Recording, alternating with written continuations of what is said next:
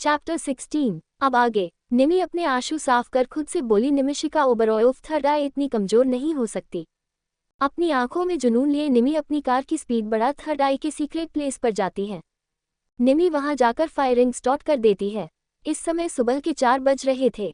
देखते ही देखते सूरज सर पर चढ़ आया था, लेकिन निमी की फायरिंग नहीं रुकी थी। निमी के पीछे खड़ा ऋषि बोला, दी कोई बात है जो आपको परेशान कर रही है, जो इतनी सुबह सुबह आपने यहाँ बुलाया? निमी पीछे मूड अपनी लाल सूरज सी सुलगती आंखों से बोली, जितनी जल्दी हो उतनी जल्दी थर्ड आई का मकसद पूरा होना चाहिए। सिर्फ 15 दिन है तुम्हारे पास। ऋषि सवालिया नजरों से बोला, लेकिन सिर्फ 15 दिन? क्या 15 दिन कम नहीं है 20 साल पुराने मुजरिम को ढूंढने के लिए?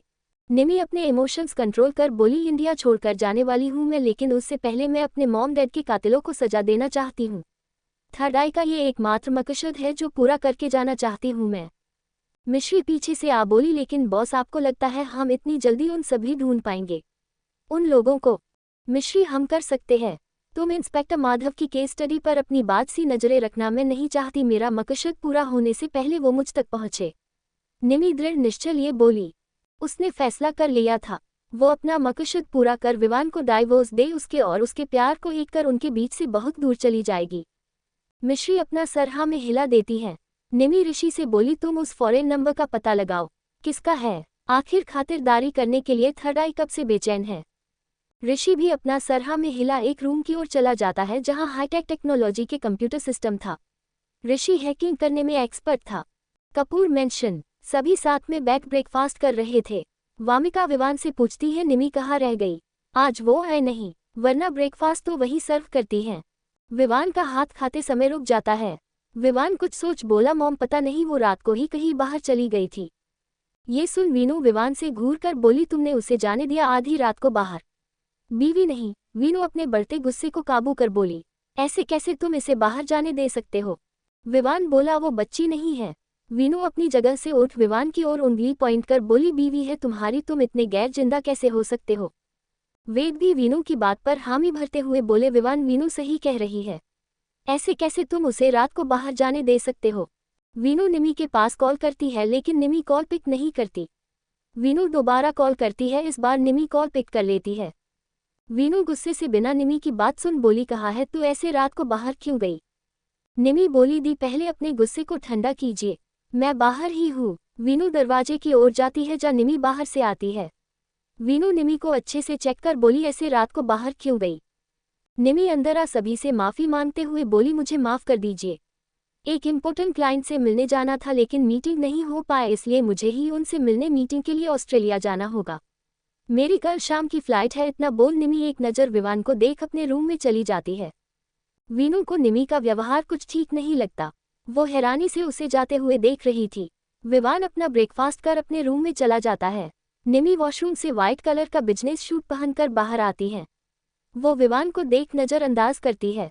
विवान निमी से पूछता है, तुम रात को कुछ कह रही बर्थडे वाली रात के बारे में? निमी अपने दिल पर पत्थर रख बोली, हमारे डाइवोर्स से ज़्यादा जरूरी नहीं है, आज ही डाइवोर्स ले लेते हैं। मुझे ऑस्ट्रेलिया जाना है, जाने से पहले मैं सब फॉर्मेलिटी कंप्लीट करना चाहती हूँ। विवान एक गहरी सांस ले बोला, तुम ठीक तो हो ना? विवान जानता था कि निमी उसके लिए फीलिंग्स रखती है, वो हद भी है, लेकिन वो तो उस रात जो हुआ उसकी रिस्पॉन्सिबिलिटी लेने के लिए माया से शादी करना चाहता था। उसे कहाँ पता कि उससे तो इसकी शादी हो चुकी है। निमी एक गहरी सांस ले अपना सर हाँ में हिलाकर बोली, मैं ठीक हूँ, मैं अपने वादे से पीछे नहीं हटने वाली, इसे निभा कर ही जाऊंगी, लेकिन फैमिली को डाइवोर्स के बारे में कैसे बताना है ये सोचिए। इतना बोल निमी अपना लैपटॉप बैग ले रूम से चली जाती है। निमी जैसे नीचे आती है, इसे देख वामिका बोली, आजा ब्रेकफास्ट करके ऑफिस जाना। वामिका निमी को खाना सर्व करते हुए बोली, निमी बेटा जान जरूरी है क्या? अभी तो तुम्हारी शादी हुई है, तुम्हें विवान के साथ समय बिताना चाहिए। निमी अपने मन में बोली, सॉरी मॉम, लेकिन ये शादी तो टूट भी गई। निमी कुछ नहीं बोली तो वामिका निमी के बालों में प्यार से हाथ फेर बोली, की बात है? निमी ना में सर हिला देती है। तभी ऊपर से विवान सीढ़ियों से उतरते हुए निमी से बोला, चले। निमी अपनी जगह से उठ बोली, मॉम मेरा हो गया, बाय, शाम को मिलते हैं। इतना बोल विवान के साथ बाहर की ओर चली जाती है। वीनू गार्डन निमी का वेट कर रही थी। वो निमी से बोली, निमी चले। निमी वीनू को मना करते हुए बोली, दी मुझे विवान जी के साथ कुछ काम है। वो कंप्लीट होते ही मैं कंपनी आ जाऊंगी। वीनू छोटी नजरें कर बोली, ऐसा कौन सा काम है जो मुझे नहीं बता रही? निमी बस विनी को इसलिए नहीं बता रही थी कि वो डाइवोर्स ले रही है, क्योंकि वो डाइवोर्स प्रोसेस कंप्लीट होने के बाद बताना चाहती थी। वो नहीं चाहती थी कि वीनू उन दोनों को ये फैसला लेने से रोके। निमी विवान के साथ चली जाती है। वीनू अपनी कार की ओर जा रही थी कि विवान बोला, आओ तुम्हें मैं छोड़ दूं। वीनू विवान के साथ चली जाती है। निमी कार के बाहर देख रही थी। विवान निमी को बीच बीच में देख रहा था। कुछ देर बाद विवान अपनी कार फैमिली कोर्ट के बाहर रोकता है। विवान निमी की ओर पलटकर बोला, निमी तुम ठीक हो ना? हम कुछ दिन बाद भी डाइवोर्स ले सकते हैं। निमी बाहर देखते हुए बोली, क्या कुछ दिन बाद मेरी तकलीफ कम हो जाएगी? आप डाइवोर्स देने का डिसीजन चेंज कर लेंगे? इतना बोल वो कार से उतर जाती है। विवान भी कार से डॉक्यूमेंट्स लेकर उतर जाता है। करीब 2 घंटे बाद दोनों ही बाहर अपना डाइवोर्स कंफर्म कर आ जाते हैं। बाहर आ निमी विवान से कहती है, मैं खुद से चली जाऊंगी। इतना बोल वो अपने गले से अपना मंगलसूत्र उतार विवान के हाथ में देकर बोली, अब इसका कोई काम नहीं है। ये शादी के वक्त आपने पहनाया, अब रिश्ता टूट गया तो इसका क्या काम? इतना बोल निमी दूसरी साइड खड़ी एक ब्लैक कार में बैठ चली जाती है। विवान बस निमी को जाते देख रहा था। उसे खालीपन महसूस हो रहा था, लेकिन क्यों ये समझ नहीं पा रहा था। ऋषि कार ड्राइव करते हुए निमी से बोला, दी आप सबसे क्या कहेंगी? पता नहीं, लेकिन मुझे ओबरॉय मैंशन ले चलो।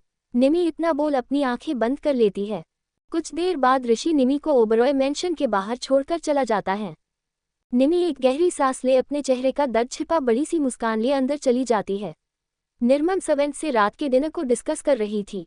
तभी पीछे से निमी आ उसके गले लग बोली, मॉम अभी तो लंच टाइम हुआ है, आप डिनर का स्ट्रेस लेकर बैठे हो। निर्मम पीछे पलट निमी के फॉरहेड पर चूमकर बोली, कैसा है मेरा बच्चा? पीछे देख वीनू नहीं आई। निमी बोली, नहीं मॉम, बस मैं आई हूँ। मैं कल ऑस्ट्रेलिया जा रही हूँ, सोचा आज आपके और डैड के पास रुक जाओ। निर्मम हैरानी से बोली, ऑस्ट्रेलिया? लेकिन क्यों, वो भी ऐसे अचानक? जो भी काम है वो साहिल जी कर लेंगे, उन्हें भेज दो। अभी तो तुम्हारी शादी हुई है, ऐसे अच्छा नहीं लगता। निमी निर्मम के गाल खींचते हुए बोली, मॉम जरूरी है तभी तो मैं जा रही हूँ। आगे जानने के लिए बने रहिए। लाइक शेयर कमेंट सब्सक्राइब करते रहिए।